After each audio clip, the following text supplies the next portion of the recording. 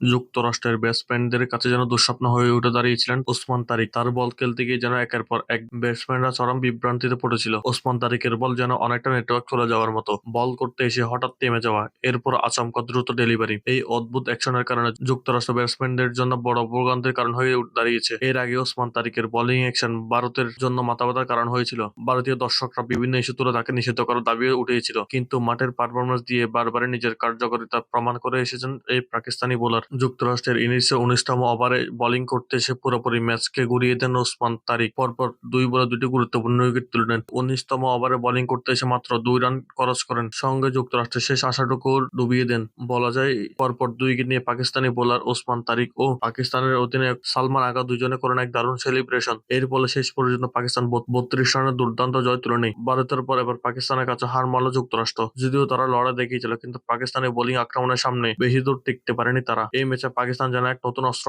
হাতে পেয়েছে। ওসমান তারিকের অদ্ভুত বোলিং সবাইকে যেন বোকা বানিয়ে দিয়েছে। বর্তমানে তার বোলিং নিয়ে চারিদিকে প্রশংসার জোয়ার বইছে। এর আগে ব্যাট করতে নেমে পাকিস্তান নির্ধারিত ২০ ওভারে করে ১৯০ রান, দলের পক্ষে সর্বোচ্চ ৭৩ রান করে সাহেবজাদা বারহান আর বাবর আজম করেন ৪৬ রান। জবাবে যুক্তরাষ্ট্র দুর্দান্তভাবে শুরু করলেও নিয়মিত বিরতিতে উইকেট হারাতে থাকে। এক পর্যায়ে শেষ পর্যন্ত ম্যাচ থেকে ছিটকে পড়ে তারা। টানা ২ ম্যাচ জয় নিয়ে পাকিস্তান এখন পয়েন্ট টেবিলের শীর্ষে অবস্থান করছে।